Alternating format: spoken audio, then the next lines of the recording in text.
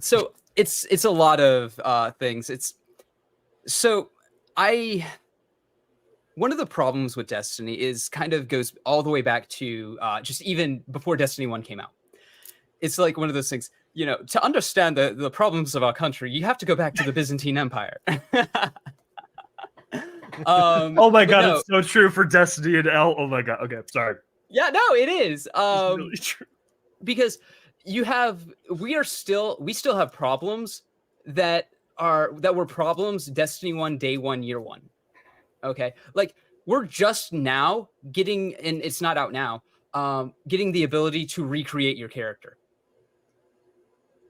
Destiny's a Yeah. weird game when it comes to Yeah. replayability. Like we're talking about Final Fantasy being a great game to continue playing, but a very hard game to start playing.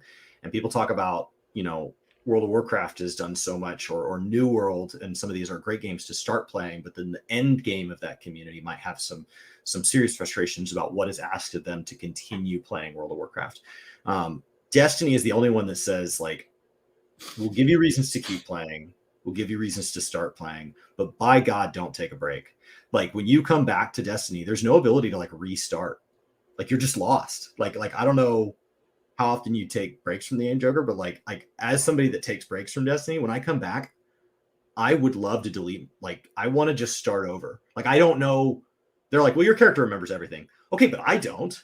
Like, what is all the buttons? What does everything do? Where do I go? Like, I'm lost.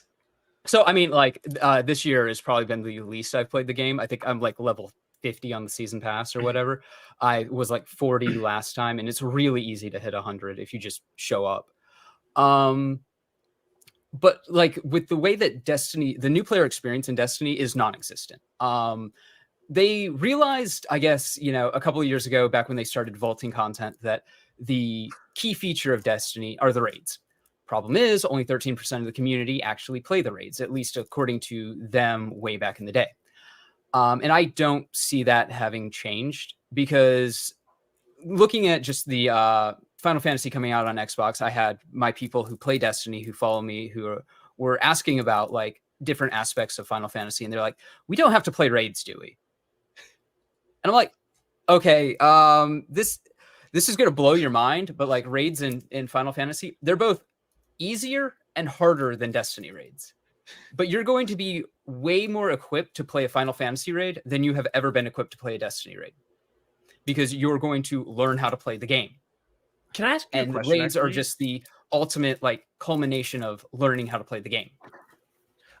Just out of curiosity, would you say, because I haven't been tapped into the Destiny 2 community since like launch, would you say that it's easier because the average player knowledge is higher, or because of design? The average player knowledge is higher, Okay. definitely. Because like I said this earlier, you go and you play Vault of Glass. Vault of Glass has been a raid since Destiny 1. Yes, it got a little changed when they remade it for Destiny 2, but barely. And there are people who still don't know how to play it. This is a 10-year King's Fall WoW barely has got this issue. changed. So and people WoW don't know has how the to same play it. issue. They invent new mechanics for each raid tier, and they come up with new ways to telegraph them and new ways to solve them, and it's a really fun problem for the raid community. There's a whole event and spectacle around watching people solve these problems. That's the world first. It's like new viewership records like every tier. It's amazing. But then that content, as it ages, because of their syncing system, which is different, but is an equally chronic problem as vaulting, but also because those mechanics aren't reused over and over. Solving them was part of the fun the first time. That knowledge gets lost. It's like an old book burning. Like it's just so. Yeah. As opposed to Final Fantasy, we're still seeing mechanics that we saw in ARR.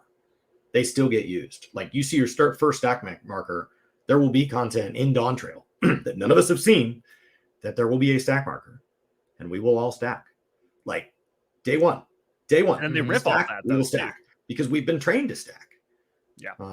Well, they build those basic verbs, and then it still managed to create interesting things. I mean, limit cut gets used to this day and is from Heavensward originally, right? And I think the other cool thing is you look at the redos of King Moggle and like Castrum, like the redos of stuff they did in ARR. One of the things they did is added all the universal symbols And even the first trial you're going to do in the MSQ is basically King Mogomog doing all of the universal types of markers, the stacks, the spreads, the tank buster, the like dual tank, so that it, like people are learning very early on. Right.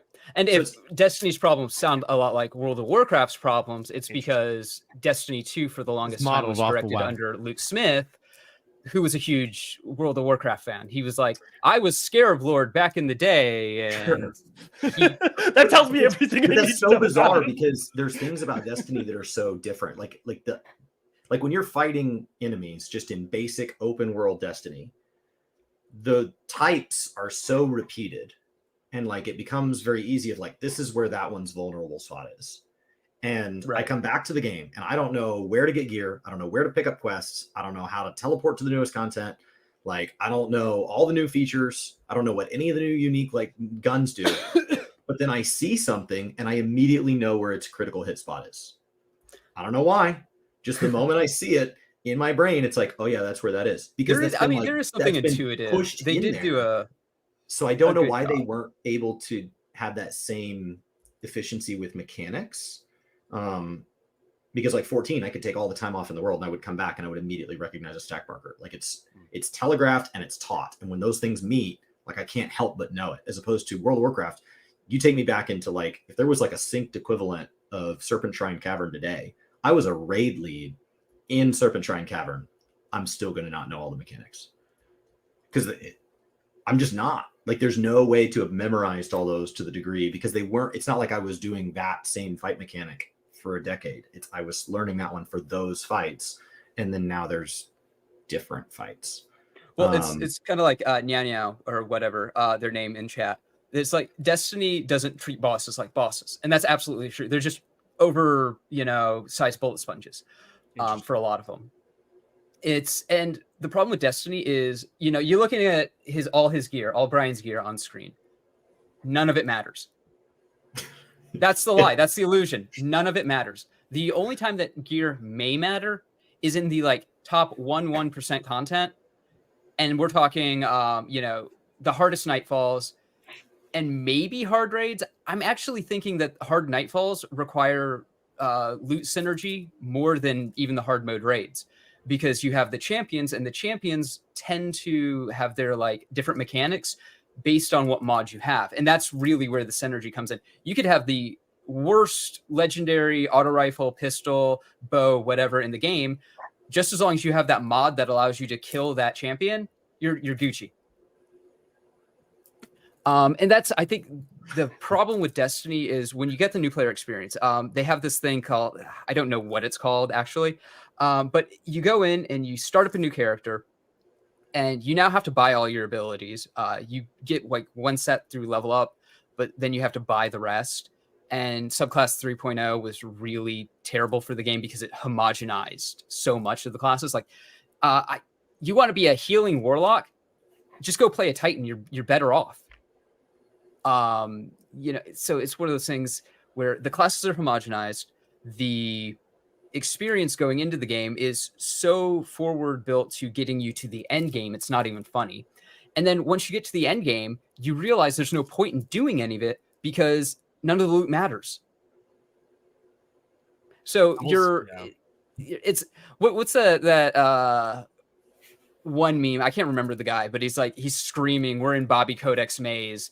Yep. And that's we're in Jason Jones' maze here. It's a hamster wheel of loot, but it doesn't matter. None of it matters.